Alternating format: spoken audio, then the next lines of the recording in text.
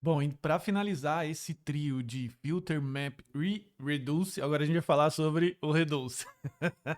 O reduce é uma função bem mais versátil do JavaScript que ele permite fazer agregações, simular a própria função map e também filtrar resultados, beleza? Aqui está a própria documentação do Reduce, que você pode consultar aqui, ver mais casos e ver com detalhes de como ele se comporta, legal? Mas a gente não vai ficar aqui lendo a documentação, a gente vai fazer aqui na prática, ok? Então eu deixei o link para você aqui no próprio código anexo a essa aula, que você pode clicar no link e também visualizar a mesma informação que eu acabei de visualizar, legal? Mas o mais importante de você entender é que o Reduce, ele vai basicamente ter uma função callback como argumento e um valor inicial que você pode incluir para que ele possa passar. Lembrando que a função callback ela vai trabalhar dentro de valores como se fosse valores de um array, como se fosse não, são valores de um array, legal? Esses valores eles podem ser valores nativos, como string, números, assim como valores complexos, como objetos que têm lá suas propriedades. Para facilitar a nossa explicação, eu vou trabalhar em cima desse valor com tipo primitivo, que é aqui o numérico, para que a gente possa brincar mais e ter mais liberdade de entender, legal? Eu já deixei aqui montado essa função, que no caso aqui ele vai passar um reduce em cima de uma função callback, beleza? Eu declarei essa função ainda de uma forma mais antiga, declarando como function, só para a gente entender aqui direitinho, legal? Então eu tenho aqui a minha função callback, como eu disse, ela recebe 4 parâmetros.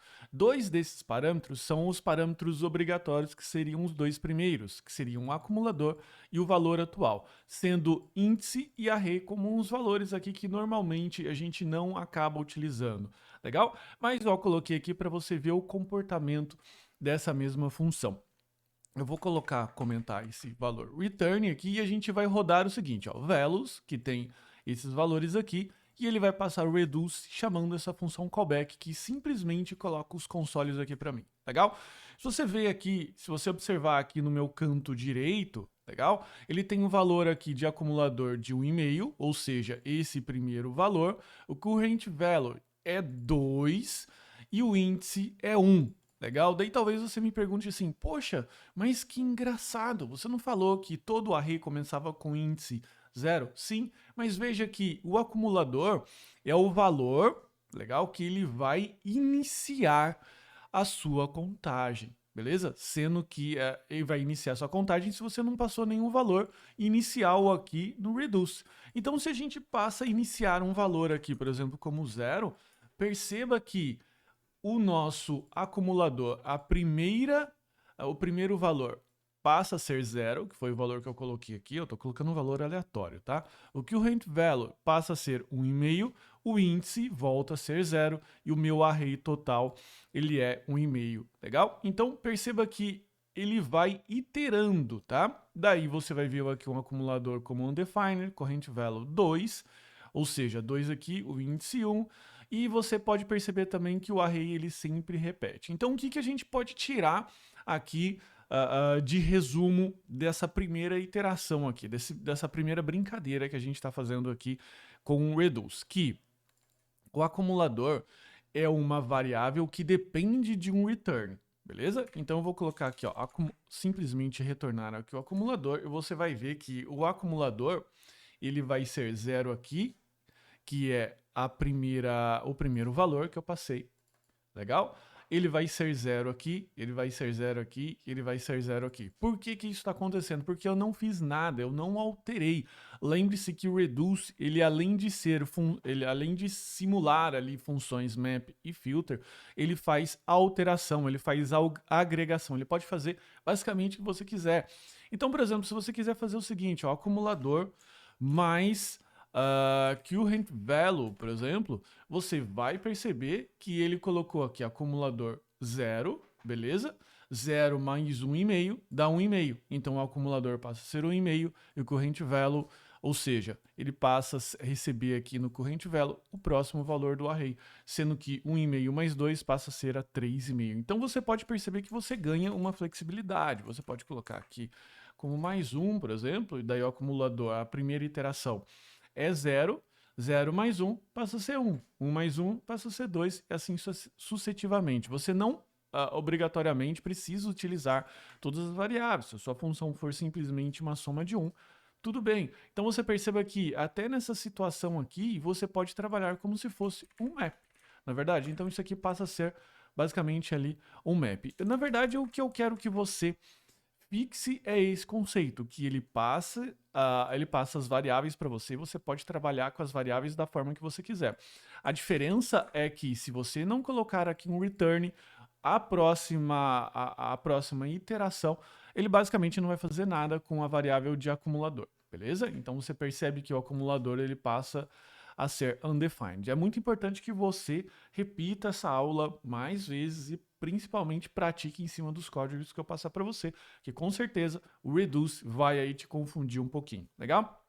Então, o mais importante é que você entenda esse conceito aqui, que o acumulador, ele passa para a próxima função e eu posso ir alterando. Para que a gente possa navegar aqui dentro desses conceitos, tá? Eu coloquei aqui uma função de agregação. E agora escrevendo a função de uma forma um pouco mais moderna, né? Eu estou fazendo aqui uma somatória, legal? Então, em vez de a gente criar uma função callback, né? Eu deveria criar uma função assim, ó, function soma, que eu recebo total e item. Total e item. Aqui eu faço total mais item, beleza? E eu colocaria aqui o reduce como soma. O que eu estou fazendo? Eu trouxe essa function para cá, ok? Eu estou fazendo só de uma forma devagar para que não fique estranho aí para você, beleza? E eu posso reduzir essa sintaxe como arrow functions. Então eu tiro a function, coloco o arrow aqui, beleza? Mas a gente sabe que o arrow, se eu tenho apenas uma linha, eu posso tirar o return, tirar essas chaves, colocar na mesma linha e ele passa a ter aquele mesmo desenho de função. Legal? Só repetindo aqui esse conceito para que a gente possa ficar alinhado. Então eu tenho values que continua contendo valores aqui. Eu passo o reduce dele, então eu vou receber a minha variável de acúmulo, o acumulador, ok? Que na verdade aqui eu chamei como total, e aqui o item corrente, legal? Perceba que eu não estou utilizando as outras variáveis de índice e o array.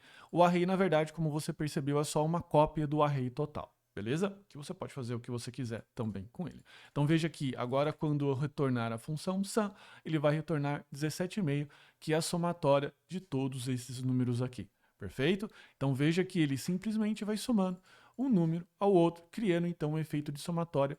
E eu inicio, beleza? Toda essa redução aqui com o valor zerado. Perfeito? Agora, aqui num próximo desafio, a gente vai fazer a média, legal? A média, ele vai fazer de uma forma um pouco mais complexa, que vai exigir aqui agora a outra variável de índice. O que é a média, né? A média aritmética ali, a média simples do jeito que a gente aprendeu. A gente vai pegar 3 valores, ok? Então a gente faz a soma de valores e divide pela quantidade desses valores, beleza? Ou só a quantidade. Então, se por exemplo eu tenho o número 3, 4 e 5, como que eu vou fazer a média? Eu vou fazer 3 mais 4 mais 5, isso aqui dividido por 3. Lembrando daquele problema, né? Que a gente tem. Problema não, aquela característica da precedência de operadores que eu preciso forçar isso daqui. Então vai ficar 3 mais 4 mais 5 dividido por 3. Por que 3? Porque é a quantidade de números que eu tenho aqui, beleza? Então, se a gente partir desse conceito, o que eu preciso ter? Eu preciso ter a soma mais o item dividido pelo índice mais 1, porque o índice ele começa com 0, ok? E aqui, talvez você se pergunte e fale assim, pô, Felipe, mas que estranho, cara. Você não falou que era a quantidade total de números?